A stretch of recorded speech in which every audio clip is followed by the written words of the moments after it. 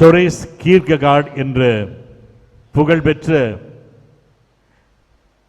தத்துவ ஞானி, இறையியல் ஞானி, 150 ஆண்டுகளுக்கு முன்பு வாழ்ந்தவர்.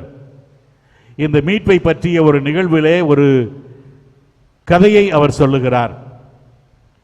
ஒரு அரசன் மாறு வேடத்திலே தன்னுடைய மக்கள் பகுதியிலே வாழ்கின்ற நிலையை பார்ப்பதற்காக சென்று திரும்புகிற பொழுது, ஒரு வயல்வெளி வழியாக வருகிற பொழுது, அந்த வயலிலே ஒரு வயதானவரும் ஒரு இளம் பெண்ணும் வேலை செய்து கொண்டிருக்கிறார்கள்.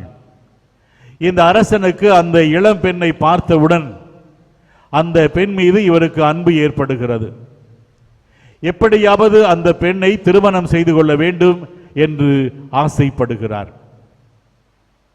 நான் ஓர் அரசன், நீ என்னை திருமணம் செய்துகிறாயா, நான் உன்னை அரசியாக மாற்றுவேன் என்று சொன்னால் அவள் பயந்து விடுவாள், அல்லது வந்து ஒரு அடிமை போல்தான் என்னிடம் வாழ்வாள்.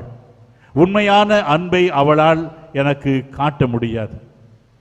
ஆகவே நான் எப்படி நான் விரும்புகிற அன்பு செய்கிற அந்த பெண்ணை நான் அடைய வேண்டும் என்று அவன் எண்ணி எண்ணி பார்க்கிறான்.